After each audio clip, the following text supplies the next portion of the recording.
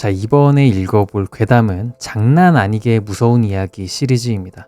짧은 일본 괴담 모음이고요. 가보도록 하겠습니다. 자, 이번에 읽어볼 니찬 괴담은 내 무전기만 혼선된다 라는 니찬 괴담입니다. 나는 외근직인데 일하면서 평소에 무전기를 쓴다. 그런데 어느 날 무전으로 동료들과 대화를 하다 보니까 왠지 내 것만 혼선이 됐다. 혼선의 정도가 너무나 심해서 채널을 바꿨는데도 지직지직하고 소리가 들린다. 나는 그 자리에서 이동할 수는 없었기 때문에 이렇게 오래 혼선이 계속되는 데에 초조해하고 있었다. 그런데 갑자기 노이즈가 멎더니 다음 순간 무전기에서 비명과 함께 어린아이의 비명이 들려오는 것이다. 엄마, 뜨거워. 너무 괴로워. 불이 났어. 알아차려줘. 나는 처음엔 근처에 있는 TV 소리가 들리는 줄 알았다. 대낮부터 무진장 하드한 드라마네 하고. 근데 그게 한 10분가량 계속되는 것이다. 뭐야, 무전에서 나오는 건가? 하고 음량을 줄여봤지만 변화는 없음. 근처에 사는 아이들의 장난이라고 쳐도 슬슬 질릴 때가 아닌가? 심지어 평일 낮이고 말이다. 무전 가지고 장난치는 초등학생이 있을 가능성은 희박한데.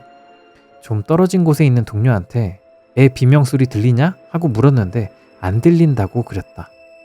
그럼 이건 뭐지? 하고 내가 환청을 듣고 있는 게 아닐까 초조했지만 가까이 접근한 동료도 내 무전기에서 아이의 비명소리가 울리는 게 들린 것 같았다. 동료의 무전기는 반응 없음.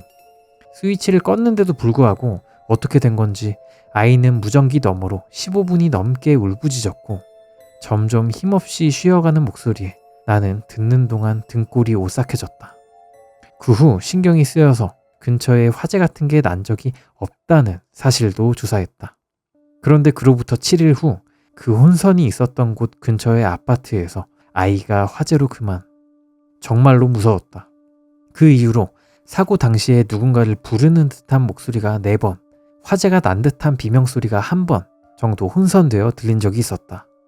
첫 번째 사건 이후로는 미래가 아니라 과거에 있었던 사건의 소리뿐이었지만 아무래도 내 무전에만 누가 끼어드는 것 같아서 무섭다. 환청이라면 다행이겠지만 내 옆에 있으면 제3자도 무전기에서 나오는 소리를 알아차린다. 유령의 목소리는 아닐지도 모르지만 오늘은 누가 경찰 좀 불러주세요. 사람이 찔렸어요. 라고 누가 말하는 걸 동료랑 같이 들어버려서 겁에 질려있다. 야, 이거 무섭다. 처음에 나오는 거 듣고 과거에 있었던 일이었구나. 뭐지? 뭘까? 하면서 보고 있었는데 이 괴담이 지금 현재 진행형인 거잖아.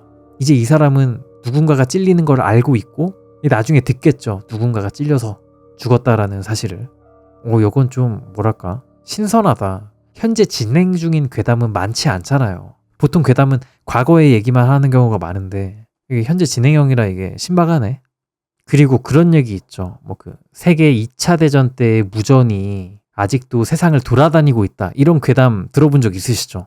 그러니까 과거에 있었던 무전이 아다리가 맞으면 지구를 막 계속 이렇게 돈대는 거야. 그런 이야기가 있는데 진짜인지 아닌지 모르겠어요. 근데 아무튼 그런 무전인가 했는데 미래에 있었던 일이라니까 이게 신박했습니다. 신기했습니다. 그러니까 미래에 있을 일이 무전으로 들린 거니까 이거는 예상을 못했다 할까? 무조건 과거의 일이라고 생각했는데 미래의 일이었어. 아무튼 내 무전기만 혼선된다라는 이야기였고요. 자, 다음 괴담은 요이라는 이야기입니다. 요이. 고향집 근처에 한 아저씨가 혼자 살고 계셨다.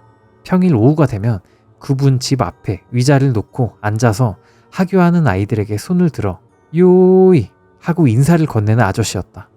비가 와도 눈이 와도 아무리 그래도 태풍이나 호우가 오는 날에는 안 계셨던 것 같지만 우산을 쓰고 앉아 계셨다. 아저씨는 내가 고등학생이 되었을 무렵 다리가 안 좋아지셔서 집 밖으로 나갈 수 없게 되셨다는데 집 앞에 거리가 보이는 2층 방 침대에서 요이 하고 손을 흔드셨다. 말하자면 살짝 마음이 망가진 분이셨긴 한데 아이들도 모두 요이 하고 마주 인사드릴 정도로 아저씨를 친근하게 여겼다. 지금은 이미 돌아가셔서 그 집은 비어있는데 얼마 전에 오랜만에 친가로 돌아와 그 집 앞을 지나가고 있으니 요이 하는 소리가 들리더니 2층 방 창문에 손이 보였다. 이웃사촌 중에 같은 세대의 사람들과 한잔 마셨을 때 이 이야기를 했는데 나랑 똑같은 경험을 했다는 녀석들이 여럿 있었다. 하지만 요새 아이들은 들어본 적이 없다고 한다. 공포스럽다기보다는 그 당시를 떠올린 우리들이 그리운 나머지 볼 수 있게 되어버리는 게 아닐까? 라는 생각이 들어서 살짝 숙연해졌다. 뭔가 마음 아프네요. 마음이 망가졌다라는 표현이 어떤 걸까? 좀 안 좋은 일을 겪으셔가지고 정신적인 문제가 생기신 분이었다 뭐 이런 얘기겠죠? 좀 마음 아프네. 왜 돌아가셨는지는 뭐 나와 있지는 않지만 그때 그 아저씨가 애들이랑 인사하는 게 그렇게 좋으셨나 보다. 좀 그런 생각이 드네요. 자, 요이라는 괴담이었고요. 자, 다음 괴담은 옆방에 사는 무서운 남자입니다. 어머니한테 들은 이야기인데 어머니가 아직 싱글로 회사 다니실 무렵에 아파트에서 혼자 사셨대. 그 옆집에 공교롭게도 총각이 살고 있었는데 이 남자가 뭔가 무서웠대. 만났을 때 인사를 할지 안 할지 고민하는 정도의 사이였는데 그 남자는 대답도 제대로 안 하고 어머니를 빤히 쳐다본 적이 많았다나. 그러던 어느 날 늦은 밤에 어머니는 갑자기 잠에서 깨셨대. 그동안 쭉 꿈나라 속이었는데 스위치가 갑자기 켜진 것처럼 팟 하고 정신이 번쩍 드셨다고 해. 그 다음 갑자기 뜬금없이 현관문을 잠갔었나 라는 생각이 들더니 궁금해서 참을 수가 없었대. 현관에 갔더니 역시나 잠겨있지 않았어. 그런데 어머니가 아이고 조심 좀 할걸 하고 자물쇠를 잠금과 동시에 찰칵 하고 문고리가 돌아갔다는 거야. 진짜 간발의 차이로 잠그는 게 더 빨라서 문은 안 열렸는데 공포에 벌벌 떨면서도 문에 달린 렌즈를 들여다봤더니 옆방 사는 남자가 서 있었대. 그 남자는 다시 한번 문고리를 돌리더니 결국 그냥 떠났다던가. 자기 방이랑 착각했겠지 하고 납득하기로 한 어머니. 그리고 그로부터 며칠 후에 그 남자는 이사를 갔어. 얼마 지나지 않아 엄마도 이사를 가게 되셔서 방을 대청소를 하게 되었대. 그런데 대청소 때 창문을 닦으려다가 문득 창의 오른쪽 위 언저리가 흐려진 걸 발견하셨대. 그래서 자세히 봤더니 그건 손자국이었다는 거야. 그것도 바깥쪽에서 찍혀 있었대. 그 자국은 아까 말한 남자가 살았던 방 쪽에서 찍혀 있었대. 옆 베란다에서 내 방을 들여다본다 치면 딱 저런 각도에서 손자국이 났을 거야 라고 나한테 말하면서 어머니는 웃으셨어. 매일 아침 한 번에 못 일어나는 사람인데 그때는 용케 바로 일어나셨네 라던지 눈을 뜨는 게 몇 초만 늦었더라면 어떻게 되었을까 등등 여러모로 생각해보니 무서워. 자, 여기까지가 옆방에 사는 무서운 남자라는 이야기였는데요. 뭐지? 그러니까 며칠 후에 이사를 갔대잖아요. 근데 이사를 가는 게 며칠 만에 막 정할 수 있는 일이 아니잖아. 그러니까 쉽게 결정할 수 없는 일이잖아요. 그러니까 제 생각에는 이사를 가기로 해놓고 저 아저씨가 어머니를 어떻게 좀 하려고 한 게 아닐까? 무섭네. 그 남자가 어머니를 빤히 쳐다본 적이 많았다 했잖아요. 뭔가 이상한 눈길로 쳐다본 거 아닐까요? 기분 나쁘게. 그리고 어머니가 이때는 이제 결혼 안 하셨을 때니까. 그러면 이제 남자가 방을 몰래 훔쳐본 적이 많았겠네. 손자국이 계속 있었던 걸 보면. 자주 봤겠죠? 옆에 아저씨가. 기분 나쁘게. 자, 여기까지가 옆방에 사는 무서운 남자라는 이야기였습니다. 자, 다음 괴담은 태어났다라는 이야기입니다. 9월쯤에 여행차 도호쿠 지방의 한 현에 갔다. 가는 김에 먼 친척, 아내 사촌 언니네 시댁, 먼 친척네 집에 가게 되었다. 꽤 시골집에 아내 사촌 언니 부부랑 그 자녀들, 시부모님께서 같이 살고 계시는데 처음 뵈는지라 인사도 드리고 그러고 있었다. 친척네 시아버님은 열대어 애호가셨는데 나도 열대어를 좋아했기 때문에 여러 이야기를 해드리니 마음에 드신 듯 꽤 허물없이 얘기할 수 있게 되었다. 시아버님께서 밭에서 야채를 따올 테니 가져가라고 하셔서 나도 도와드리려고 뒤를 따랐다. 풀 베는 낫을 든 아버님과 뒷밭으로 걸어가는데 가다가 중간에 있는 오두막 앞에서 아버님이 잠깐만 기다리시오 하고는 오두막을 기웃거리셨다. 나도 뒤에서 살짝 들여다봤더니 큰 골판지 상자에 천이 깔려 있었고 그 안에 갈색 털의 잡종으로 보이는 개가 들어있었다. 그 주위에 갈색의 작은 것들이 3마리 꿈틀거리고 있었는데 아무래도 갓 태어난 강아지 같았다. 드디어 태어났구먼 하고 아버님이 싱글벙글 웃으시는데 어미개가 짖더니 또 한 마리가 태어났다. 이번에 나온 강아지는 몸이 까맣고 머리만 분홍색이라고 할지 갈색이라고 해야 할지 그런 느낌이었다. 그 강아지가 어미가 할짝할짝 핥는 동안 이쪽을 향했다. 얼굴이 개가 아니었다. 머리에 털이 없었고 사람과도 같은 얼굴이었다. 그 강아지의 울음이 채 끝나기도 전에 아버님이 붙잡아서 목을 낫으로 쳐버렸다. 그 사람 얼굴 강아지는 축 늘어진 걸 보니 죽은 것 같았다. 내가 깜짝 놀라서 아무 말도 못하고 있자 아버님께서 이런 건 살려두면 안 되네. 이렇게 말씀하시곤 그대로 밭에 가시더니 쓰레기 소각용에 쓰이는 듯한 드럼통에 던져 넣고 오두막에서 헌 신문이며 잡지 등을 가져와서 강아지의 시체를 태워버렸다. 그리고는 살짝 미안한 듯 미안허이 우리 집안 사람들에게는 말하지 말게나. 아버님께서 이렇게 말씀하셔서 나는 아무런 질문도 못하고 채소를 딴 뒤에 돌아왔다. 그 뒤로는 평범하게 여러 음식과 선물을 받은 뒤 별다른 말도 없이 집으로 돌아왔다. 그 강아지는 그냥 기형이었을 거라 생각하려 하지만 혹시 그것이 아니었을까 하는 생각도 솔직히 말하자면 들어. 소는 아니었지만 말이지. 이 이야기는 예전에 산월무였나? 일본 괴담 모음이었나? 이런 데서 읽은 적이 있죠. 쿠단이라고 동아시아의 상상의 동물, 그러니까 일본에 있는 상상의 동물인데 되게 징그러운 게 있거든요. 여기 사진 좀 봐보세요. 이거. 쿠단의 박제 사진인데 사람의 얼굴을 한 소가 태어나면 그거를 쿠단이라고 부른대요. 인면우. 그러니까 개한테 태어난 것도 어떻게 보면 좀 쿠단의 일종이 아니었을까 싶은 거죠. 근데 이제 현대에 들어서는 많은 사람들이 그냥 기형 소를 쿠단이라고 부른 게 아닌가 이렇게 추측을 많이 하고 있습니다. 과학이 발전하기 전에 옛날 사람들은 기형 소를 보면 그냥 뭐랄까 상상의 동물, 전설의 포켓몬 이런 걸로 좀 봤을 것 같긴 해. 소처럼 안 생겼으니까. 근데 이 박제가 나가사키 박물관에 전시되어 쇼와 시대까지 내려오다가 박물관 이사 중 분실해버렸다고 하는데 이게 말이 돼? 이렇게 중요한 박제를 왜 어떤 식으로 분실을 하는 거야? 어떻게 관리를 한 거야? 이게 잃어버린 게 아니구나. 이건 남은 박제고 박제 사진이 또 있다 하네요. 예, 한번 볼게요. 근데 이거는 너무 그거 아니야? 너무 주작 사진 아니야? 그냥 그림자복도 일본 가면 같은 거 씌워놓은 소 아니야 그냥? 말이 안 되잖아 이거는. 징그럽네요. 아 여기 이런 얘기가 있구나. 소는 스트레스와 기후 변화에 특히 민감한 동물로 유명하다 보니 기형으로 태어나는 경우가 드물지 않은데 이런 돌연변이 생물들은 거의 100%가 태어나고 얼마 지나지 않아 죽는다. 이러한 특징이 역사 속에서 쿠단이라는 요괴로 전해진 것이 아닌가 하는 의견이 전해진다. 그렇다고 합니다. 근데 개도 기형이 나올 거 아니야. 그럼 진짜 인간의 얼굴을 한 개가 나오긴 하겠네요. 저는 이 이야기 들으면서 처음에는 이 아버님이 급하게 이제 강아지 목을 쳤잖아. 뭔가 캥기는 게 있을 거라고 생각을 했거든요. 그래가지고 이 시아버님이랑 개랑 뭔가 그 관계가 있었던 게 아닐까 하는 생각을 순간 했었는데 아니겠죠? 너무 징그러. 상상만 해도. 이 시아버님이 미친 사람이어가지고 개랑 됐다. 말을 말자.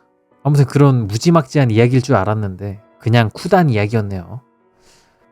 이름 뭐였더라? 태어났다라는 괴담이었고요. 자, 다음 괴담은 니찬 괴담 재앙을 내리는 신사입니다. 바로 읽어볼게요. 슈라입니다. 꽤 옛날 이야기이지만 아직도 신경이 쓰여서요. 우리 마을 신사는 히요시 신사라고 하는데 마을에서 조금 떨어진 산자락에 절과 나란히 서 있습니다. 어릴 적에는 그 신사의 경내나 절의 뜰에 매미 잡으러 가서 놀곤 했습니다. 그러던 어느 여름날 아침 저는 매미 2-3마리를 잡고 즐거운 나머지 신사의 계단과 그 뒤에 이어진 비탈을 달려 내려가다가 넘어져서 팔 다리에 큰 상처를 입었습니다. 그 상처를 보고 지금은 세상을 떠난 할머니께서 저 신사는 조심하는 게 좋단다. 그 땡땡신의 아범도 요전에 돌담 쌓는 작업 중에 크게 다쳤다지 않노. 동티를 내리는 건지도 모를 일이지. 라는 말씀과 함께 경계하라고 하셨기 때문에 저는 상처가 아파서 학을 뗀 것도 있고 해서 그 이후로 신사에서 매미를 잡는 놀이는 그만두었습니다. 어린 마음에 생물을 잡아서 자유를 빼앗는 건 안 좋은 게 아닐까 하는 반성의 의미도 있었습니다. 그리고 그 후로 몇십 년이 지난 뒤에 아마 분명 1998년에 태풍으로 신사 신전의 한쪽이 폭풍으로 쓰러진 나무에 깔려서 납작하게 파괴되고 말았습니다. 그곳에 모신 신은 마을의 시족신이시기로 한지라 사람들은 서둘러 기부금을 모아 재건축을 추진한 뒤 겨우겨우 신체의 재봉납 절차를 밟게 되었습니다. 여기서 신체란 신이 깃드는 매개체라고 합니다. 그런데 대안길일, 우리나라로 치면 손 없는 날과 같이 여행이나 이사, 결혼 등에 좋다는 이거를 대안길일이라고 한다고 하네요. 그런데 대안길일 날에 신주님이 무너진 옛 신전터에서 신체를 꺼내려고 했을 때 여우다! 이럴 수가 무려 7, 8cm 크기의 하얀 여우 모양 도자기가 나왔습니다. 그것이 나뭇잎 사이로 비치는 햇살을 받고 순간 반짝반짝 빛나는가 싶더니 봤구나 라고 나무 사이 그늘로부터 낮은 목소리 같은 것이 울려 퍼지는 게 들렸습니다. 저는 어린 시절에 당한 큰 부상의 기억이 되살아나서 그만 으악! 하고 소리를 지르고 말았습니다. 그리고 동석해 있던 마을 사람들을 쓱 살펴보았습니다. 하지만 모두 아무렇지도 않은 듯한 표정으로 신관님의 일련의 작업을 보고 있었습니다. 저는 훗날 이렇게 생각했습니다. 마을 민가에는 단 한 채도 이렇다 할 피해가 없었는데 신사만 무너진 건 아마 이 여우의 영혼 혹은 이 여우를 몰아내기 위해서였을 거라고 말입니다. 그런데 안타깝게도 신주님은 그걸 새 신전으로 되돌려 버렸던 거죠. 크크. 일본에는 몇만 곳이나 되는 수의 신사가 있는데 그중 오래된 신사들의 옛 신전 가운데 상당수는 주술을 위해 짐승이나 뱀 등 동물들의 영혼을 모시고 있었다고 생각이 됩니다. 주술 중에는 생령의 빙의, 재앙이나 저주를 이용하는 경우가 많다는데 너무 조심성 없이 다가갔다간 이러한 부류의 저주의 먹잇감이 되어버릴 겁니다. 여기까지가 재앙을 내리는 신사라는 이야기였습니다. 신사만 무너진 게 그럼 누가 했다는 거야? 이해되십니까? 이 여우 혹은 이 여우의 영혼을 몰아내려고 한 사람이 누구지? 몰아내려고 한 게 누구야? 모르겠네 이거. 자, 다음 괴담은 어디에 있는지 모를 열어선 안 되는 무운입니다. 최근에 정체가 판명되었기 때문에 여기 있음. 제가 중학교 2학년인가 3학년 때 학교 안에서 어디에 있는지 모를 열어선 안 되는 문이 열렸다 라는 소문이 돌기 시작하였다. 누군가 말하길 그 문은 창고 안에 있는데 청소를 하려다가 국어 선생님이 억지로 열어버렸다. 또 누군가 말하길 문은 체육관 안쪽에 있고 체육 선생님이 실수로 열어버렸다. 그런 소문이 나면서 여태껏 듣도 보도 못한 귀신 목격담이 떠돌게 되었다. 체육관과 학교 사이 공간에 하얀 여자 귀신이 있다. 교내에 형광등이 멋대로 켜졌다 꺼졌다 한다. 운동장에 손이 돋아나 있다. 등등. 신기하게도 정석적인 괴담은 없었고 어디까지나 학교 부지 내에서 귀신을 보았다는 식의 굳이 장소가 학교가 아니어도 괜찮을 듯한 이야기들이었다.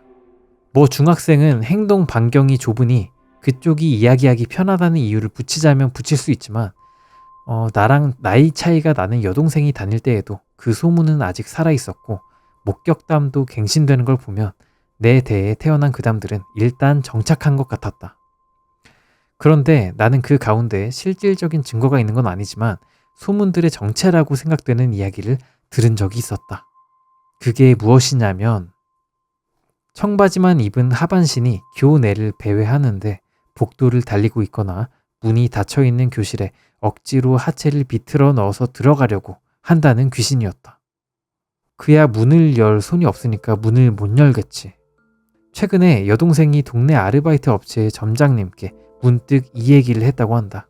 그러자 점장님은 나보다 좀 전 세대에 열차에 뛰어들어가지고 자살한 교사가 있었는데 우리 때 그 소문이 돌았었어 라고 이야기를 해주신 모양이다. 시신은 열차 바퀴에 제대로 치여서 상체와 하체가 분리되어 있었다고 한다.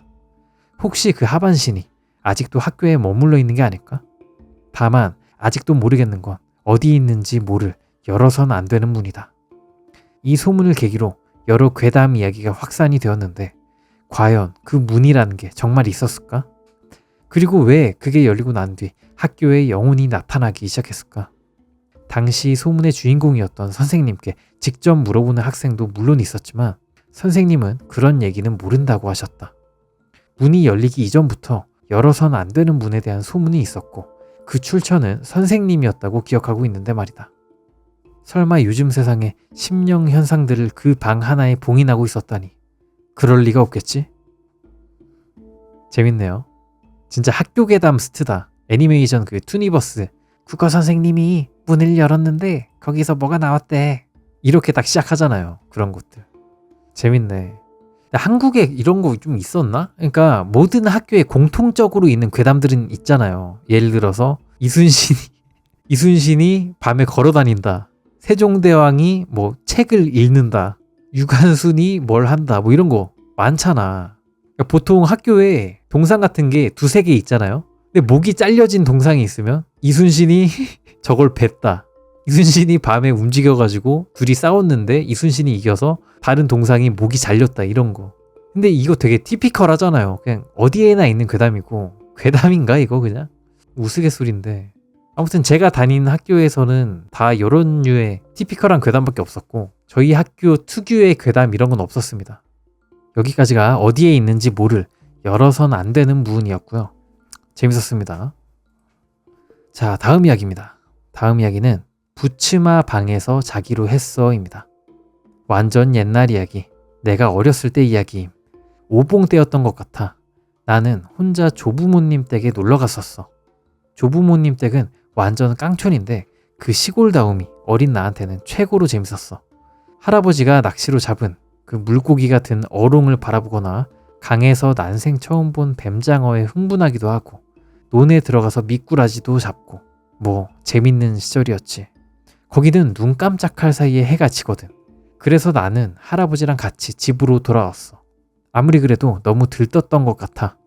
집에 돌아왔는데 피로가 몰려와서 그런지 아무튼 졸렸어. 그날은 동네 모임인지 뭔지로 할머니가 집에 안 계셨을 거야. 이유는 잘 기억이 안 나는데 아무튼 할머니가 없었던 건 기억나. 그래서 내가 할아버지한테 졸리다고 했더니 할멈 아직 안 왔으니까 밥대 꺼정 푹 자그레이. 그렇게 돼서 할아버지가 부츠마 방, 불상이나 위패를 모셔둔 방에 이불을 펴주시고 나는 부츠마 방에서 혼자 자기로 했어. 아마 죽은 듯이 자고 있었겠지. 잠에서 깬 순간 지금이 몇 시인지 짐작도 안 가는 느낌. 근데 정원 창문으로 아직 해질녘에 오렌지색 햇빛이 비치고 있었으니까 아직 밤이 된 건 아니었어. 나는 반쯤 깬 상태로 이불에서 상반신만 일으켜서 정원을 멍하니 보고 있었어. 시간이 지날수록 정신도 돌아왔고 그러자 문득 배가 고파져서 이불에서 나오려고 한 순간 나는 뒤돌아보고 금세 알아차렸어. 뭐지? 이게 나의 솔직한 소감. 무서운 느낌은 전혀 없었어. 내 뒤에 뭔가 있었어. 그걸 알아차린 나는 천천히 고개를 돌려서 그 녀석을 봤어. 여자더라고. 기모노를 입고 정좌에 있었어. 근데 뭔가 이상했어. 나는 그 녀석이 왜 이상한 건지 이유를 확인하기 위해서 이불에서 나와서 여자 바로 옆으로 갔어. 머리가 긴 젊은 여자, 눈과 코가 없는 하얀 여자로 기모노를 입고 정좌에 있었어. 나는 이번에는 그 여자의 정면으로 돌았어. 그랬더니 여자가 안 보이게 된 거야. 나는 거기 있을 터인 여자의 정면에 앉아서 고개만 움직여서 비스듬히 그걸 봤어. 근데 이번엔 확실히 여자가 있는 거야. 대박! 완전 얇아! 감동의 도가니였지. 얇다? 어? 얇다라는 게 무슨 얘기야? 아, 뭐야. 종이가 이렇게 있으면 거의 없는 것처럼 보이잖아. 옆에서 쓱 보면 이렇게 보이잖아요. 그 얘기구나. 뭐야? 처음 들어보는 유의 이야기다. 대박! 완전 얇아! 감동의 도가니였지. 지금 보면 무섭겠지만 그 무렵에 나는 시골의 희귀한 생물이라는 감각으로 그 녀석을 보고 있었던 것 같아. 귀신은 얄팍하구나 하고 나는 감동했어. 나는 다시 한번 여자의 바로 옆에 앉았어. 바로 옆에 앉았더니 얇다는 느낌은 전혀 들지 않았어. 짱이다, 짱이다. 그런 식으로 내가 혼자서 감동하고 있었는데 귀신 머리가 움직이기 시작하더라고. 천천히 움직이더니 내가 있는 방향을 돌아보려고 하던데 움직일수록 점점 밋밋하던 얼굴이 사라져가더니 나를 돌아보는 순간 완전히 모습을 감췄어. 목은 뭐라고 해야 될지 종이를 꼬아놓은 것 같아가지고 얼굴이 이쪽을 향하고 있는 건 알겠어. 근데 정작 얼굴은 안 보여. 귀신은 납작하구나. 두려움은 전혀 없었어. 뭔가 감동적이었지. 그런데 부츠마의 장지문이 열리더니 밥 다 됐다잉 하는 소리가 들렸어. 할아버지셨지. 나는 지금의 이 감동을 할아버지에게 전하고 싶어서 할아버지 방금 귀신 봤어. 여기 있었대도 라고 했더니 할아버지가 희죽 웃으시면서 아직 우리 애기는 어리니께 꼬드기진 못했나 보구만 이라고 하셨다. 할아버지가 무슨 말을 하셨는지는 잘 모르겠는데 말씀은 정확히 확실하게 기억하고 있어. 다만 그때의 나는 할아버지가 귀신을 눈치 못 채신 줄 알고 뒤로 돌아서 할아버지한테 알려드리려고 했는데 그 여자는 이미 없더라고. 그 후 할아버지께 그 귀신에 대해서 여러 가지 여쭤봤는데 가르쳐주지 않은 채 그만 세상을 떠나고 마셨어. 꼬드기다라는 말이 뭔지 모르겠지만 아마 할아버지는 그것에 대해 알고 계셨겠지. 할머니나 다른 가족들에게 물어봐도 전혀 모르는 것 같았고 기승전결이고 뭐고 전혀 없는 이야기지만 왠지 이 이야기를 쓰다 보니 몹시 그리운 기분이 들었어. 여기까지가 부츠마 방에서 자기로 했어 라는 이야기였습니다. 야, 이 이야기 재밌네요. 그러니까 어린애의 시각으로 봐서 그렇지 만약에 우리가 정면에서 봤을 때는 얇아. 한 장의 종이 같아가지고 안 보이는데 옆에서 보니까 여자 얼굴이 보여. 이거 너무 무서울 것 같은데요? 너무 무서움. 새로운 연출이어서 좋았다랄까? 약간 일본 만화, 귀여운 스타일의 일본 공포 만화에 나올 것 같은 그런 기믹인 것 같아요. 이 종이 귀신이라는 이거 자체가 재밌는데? 아무튼 여기까지가 부츠마 방에서 자기로 했어 였습니다. 자, 다음 이야기는 장례 마무리라는 이야기입니다. 아버님이 돌아가신 후에 성묘 겸 장례 마무리. 여기서 장례 마무리란 그 육식을 금하고 채식하는 기간이 끝나고 평상시의 식사로 돌아가는 것을 뜻한다고 합니다. 신기하네. 이런 게 있네. 아무튼 아버님이 돌아가신 후에 성묘 겸 장례 마무리하러 다들 우리 집에 모였을 때 돌아가신 시아버님이 좋아하시던 가게에 장어를 배달시켜 먹었다. 그런데 시댁 쪽 손윗 동서가 나한테 장례식 관련 모임에서 장어 같은 걸 먹으면 안 되는 건 몰랐어? 라고 화를 냈다. 그래서 남편이 장례 마무리 풍습에 관해 설명해 준 뒤 시어머니께서 내가 그 가게에서 먹자고 했다 라고 하니 어찌된 일인지 동서의 분노가 시숙을 향했다. 그러니까 자기 남편 얘기하는 거죠. 동서의 남편. 시숙은 당신이 그런 건 당연히 아는 줄 알았지 라고 대답했고 동서는 나 갈래 라고 하며 자리에서 일어나 소란을 피웠지만 차를 타고 왔기 때문에 운전을 못해서 돌아가지 못했다. 동서는 나한테 나 손님이니까 역까지 데려다줘 라고 시끄럽게 했다가 시숙한테 혼이 난 다음 우리 집 복도에서 누구 보란 듯이 훌쩍훌쩍 울고 있었다. 그나저나 장어 진짜 맛있었음. 동서 목의 장어는 손도 안 댄 채라서 보존용 그릇에 옮겨 랩을 씌워뒀다가 밤에 먹었다. 그랬더니 며칠 후에 동서한테 전화가 와서는 그 장어 어떻게 됐어? 하고 나한테 물어보는 것이다. 저랑 남편이랑 반씩 나눠 먹었는데요 라고 했더니 지금 장어가 진짜 먹고 싶어 라면서 울기 시작했다. 동서가 친구들에게 투정을 부렸더니 장례 마무리를 똑바로 안 해서 복도에서 울고 있을 때 아귀가 붙은 거야 라는 말을 들었다나. 복도는 현관으로부터 곧장 여러 가지가 들어오는 곳이기 때문에 거기서 울거나 하면 순식간에 달라붙는다고 한다. 그 친구가 말하길 다시 한번 제대로 마무리해서 아귀를 돌려보내는 수밖에 없다는데 우리 집에 동서가 오는 게 싫어서 거절했다. 싫을 수 있죠. 동서가 되게 애 같고 별로긴 하네. 동서가 꽤 떼를 쓰고 울기도 했지만 차로 다니는 게 아니면 오가기 힘든 거리이기도 해서 결국 거절했다. 다음 해에 여름이 되면 오희간 때 우리 집에 모이니까 정 안 되면 그때 오시라고 대답을 드렸다.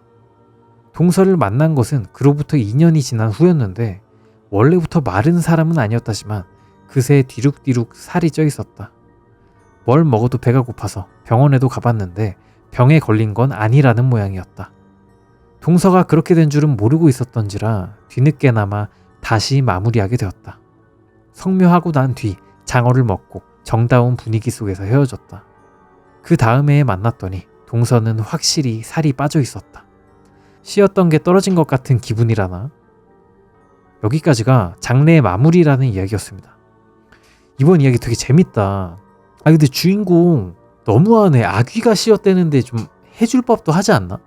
동서가 뭔가 이상함을 호소하고 있잖아요. 그러면 집에 한 번쯤은 불러줘도 되잖아. 그리고 얼마나 관심이 없었으면 2년 뒤에 만나가지고 살찐 걸 아는 거야. 이게 되게 뭐랄까? 너무 남 아냐? 일본은 원래 그런가요? 사실 뭐 동서 뭐 만날 일이 뭐 많지 않긴 하지만 그래도 이건 좀 너무하다. 아니 아귀가 들렸다고, 귀신 들렸다고 지금 그냥 불러서 자기 집에서 장어만 먹이고 보내면 되는데 이걸 그냥 꺼지라고 막 해가지고 이거를 살찌게 만드네. 그래도 뭐 별일 없었던 것 같아가지고 다행이긴 합니다. 그냥 입 터진 걸 수도 있어. 동서가 그냥 고삐가 풀린 걸 수도 있어. 자, 다음 니찬 괴담은 장난전화 상대를 특정하다입니다. 저는 10엔짜리가 있으면 공중전화를 써서 장난전화를 자주 걸었습니다. 아무 번호나 누른 다음 연결이 되면 상대방이 끊을 때까지 아무 말도 하지 않기, 연결이 안 되면 다시 한번 대충 번호를 막 치고 이런 식으로요. 그날도 저는 장난전화를 시작했습니다. 어떤 남자가 받아서 여보세요. 무슨 일이십니까? 저는 아무 말도 하지 않고 장난전화냐? 하고 상대가 빡친 걸 확인한 뒤 해죽해죽 수화기를 내려놓고 집으로 돌아왔습니다. 집에서 한참을 뒹굴뒹굴 하는데 전화가 울렸어요. 항상 가족 중에 누군가가 받는데 그날은 저 말고는 아무도 없었기 때문에 어쩔 수 없이 제가 받게 됐습니다. 여보세요? 라고 했더니 무슨 볼일이야? 라는 말을 하더라고요. 전화 건 건 그쪽이잖아 싶어가지고 뭐가요? 하고 대답했더니 아까 전화 걸었잖아. 무슨 일인데? 아까 그 남자라는 생각이 들자 머릿속이 하얘지고 겁이 나서 아무것도 아니에요 라고 말했더니 혀를 차다가 전화를 끊었어요. 그 당시에는 나쁜 짓은 할 만한 게 못 되네 싶어서 그 이후로는 장난을 관뒀는데 지금 생각해보니 공중전화에서 하물며 말이 없는 상대의 집 전화번호를 알아내는 건 있을 수가 없는 일이란 말이죠. 2001년쯤에 일어난 일이었습니다. 자, 여기까지가 장난전화 상대를 특정하다 라는 이야기였습니다. 재밌다 이거. 뭔가 이게 가능한 그 경우의 수가 없을까요? 예를 들어서 예를 들 수가 없다. 공중전화로 전화했는데 어떻게 알아? 그죠? 알 수가 없죠 사실. 비밀 정부 기관 같은 곳이었을 수도? 뭔가 그 뭐랄까 공중전화에서 온 전화를 받으면 뭔가 액션을 취해야 되는 그런 비밀 기관 같은 거였을 수도 있겠다. 제가 생각한 가설이 또 하나 있거든요. 뭐냐면 이미 아는 사람이었던 거임. 정말 우연찮게. 만약에 제가 사촌 형한테 전화 걸었다 해봐요. 랜덤으로 전화 걸었는데 사촌 형이었어. 찰칵. 사촌 형이 여보세요 해가지고 제가 근데 아무 말도 안 했으면 알 수가 없네? 이게 목소리를 들었으면 정말 만에 하나 특정할 수도 있을 것 같은데 얘기를 안 했잖아. 목소리도 안 들려줬잖아. 그러면 알 방법이 아예 없네. 저 사람도 저렇게 장난 전화하는 사람이라고요? 천재인가? 진짜 말도 안 된다. 만에 하나다 진짜. 재밌네요. 자, 다음 이야기는 발밑주의라는 이야기입니다. 어디까지나 소문이긴 한데 내 직장과 좀 가까운 어느 상점 바로 앞에 있는 자판기에는 발밑주의라는 글자만 적힌 종이가 붙어있다. 딱히 그 주변이 단차가 있는 것도 아니고 경사가 진 것도 아니다.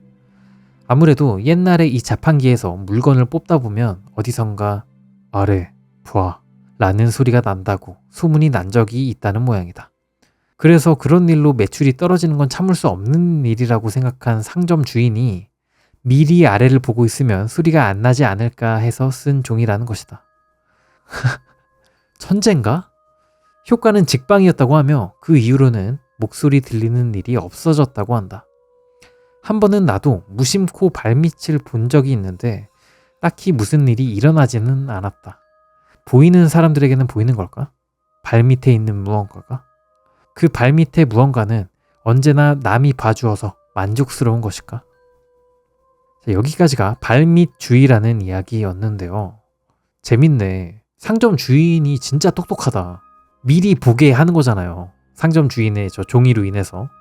그러니까 그 귀신도 이제 만족을 한 거죠. 이제야 봐주는구나. 이제 말 안 해도 이제 봐주는구나. 이렇게 해가지고 무서운 일들이 이제 안 일어나게 되었다라는 거죠. 재밌다 이거. 아무튼 여기까지가 발밑주의라는 이야기였습니다. 자, 다음 괴담은 토모치라는 이야기입니다.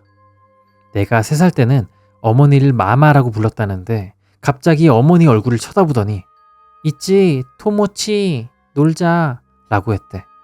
그때 아버지도 어머니 옆에 계셔서 뭐지? 라고 생각을 하셨다는데 어머니는 그 말을 듣고 몹시 당황하시다 울음을 터뜨리신 데다 나도 덩달아서 울기 시작한 이상한 상황이었다나 봐.